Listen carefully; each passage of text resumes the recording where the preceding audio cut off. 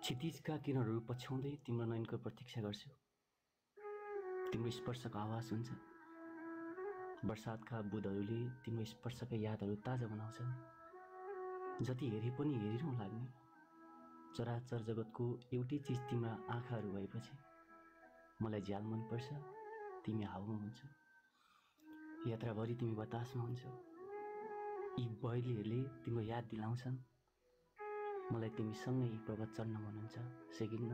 अनि शान्त रातहरूमा स्पन्दनका मधुर बतासको झोगाको साथमा तिम्रो महानताको परिकल्पना गर्छु। मायाको अस्मितामा रमाउँछु। गोरेटो, चौबाटो अनि गल्लीहरूमा तिम्रो आकृति बारम्बार उदाइरहन्छन् जजल्को बनेर। अर्थात् जीवनको सूर्योदय, गोधुलीको सोडिङ छटा भनेर। हरिया फाँटहरू, बर्सातका छिटाहरू, कल्पनाको स्वच्छन्द आवाहरू, निष्फिक्र लाग्ने बगरहरू, बेली गुन्ज, धुवाँ, सम्मोहन, यात्रा, पश्चात। तिमी कहाँ पो छैनौ र? व्यापकताको त्यो प्रिय उच्चारणमा म तिम्रो नाम लेखिदिन्छु। तिम्रो नाम प्रिय अनि प्राय छ यो आकाशमा। अनि आकाशगङ्गामा मेरो कविताको शीर्षक छ, छोरो मान्छे कहिले रुँदैन र बुवा।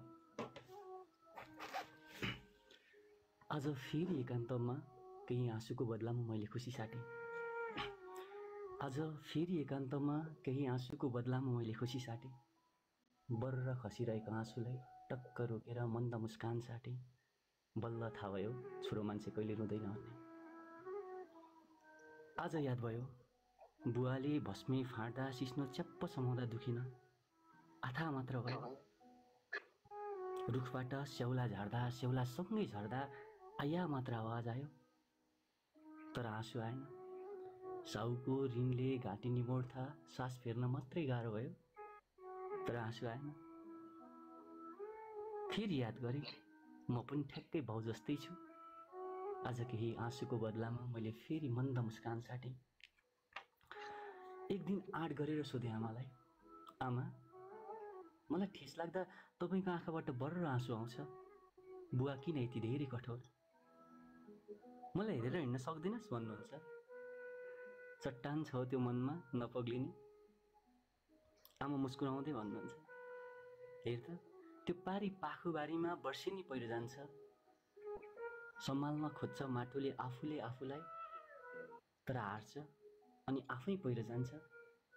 अब त्यो भिरकुनाको डाँडा हेर त, चट्टानले थामेको छ, अडिग छ, कठोर छ। बेला बेलामा रसाउँछ भिरबाट पनि, तर लड्दैन, हार्दैन, उतिकिरहन्छ। हो त्यो भिरकुना तेरो बुवा हो अनि म पाखोबारी। मेरो समस्याको समाधानकर्ता, मेरो सुस्ताउने चौतारी, मेरो भविष्यको मार्गदर्शक, मेरो बहुमूल्य सम्पत्ति। मेरो अस्तित्व र मेरो दुःखको मलम तपाईँ नै हो। मेरो प्रत्येक यात्रामा तपाईँका पसिना छन्। तपाईँको खुसीमा म जीवन जिउने प्रेरणा हेर्छु। तपाईँ हुनुहुन्थ्यो त म छु। मेरा जिन्दगी छन्, मेरा खुसीहरू छन्। तिम्रो छोरो ठुलो भयो आमा। अब कविता फेरि जोडिन्छ। आमा तिम्रो छोरो ठुलो भयो अब। आजकल तिम्रो छोरालाई तिम्रो न्यानो काखको सम्झनाले भन्दा बढी अफिसका कागजातहरूले सुत्न दिँदैन। तिम्रो यादहरूको भेलभन्दा ठुलो गाडी किबोर्डहरूले लिइदिन्छ तिम्रो छोराको जिन्दगीमा। तिम्रो छोरो ठुलो भयो आमा अब, किनकि उसले हाँस्न बिर्सिसक्यो। अब त तिम्रो हात चाहिँदैनन् उसलाई खाना खान पनि। लखतरान भएर काम गरेर फर्किएपछि एक मुठी माड टिप्न पनि उसैको हात अघि सर्छन्। हो आमा, तिम्रो छोरा अब ठुलो भइसक्यो, किनकि तिमीले मेला गएर पटुकी भित्र बचाएर ल्याएको त्यो भुटेको मकै अब तिम्रो छोराले खाँदैन। तिम्रो छोराले आजकल पपकर्न खान्छ, जहाँ तिम्रो पटुकीको गन्ध गनाउँदैन, तिम्रो माया गनाउँदैन।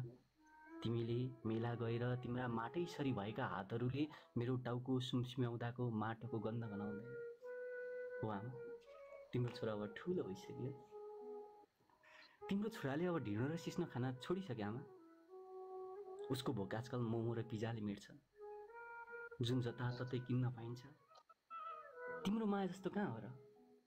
अनमोल एउटा सानो घाँसको भारी बोक्दा गल्ने तिम्रो छोरा आजकल भित्रैबाट गलिरहेछ। तिमीलाई र परिवारलाई मात्र आफ्नो देख्ने छोराले आजकल देशको विकासले पिरोल्छ। मान्छे रुँदा दुखी हुन्छ, अरूको आँसुले रुवाउँछ, उसले साँच्चै नै हाँस्न बिर्सिसक्यो। त्यसैले त आमा तिम्रो छोरा अब ठुलो भइसक्यो। सानामा बाबाले फिरफिरे बनाउँदा रमाउने तिम्रो छोरालाई, सानामा बाबाले फिरफिरे बनाउँदा रमाउने तिम्रो छोरालाई आजकल हवाई जहाज पनि सानो लाग्छ।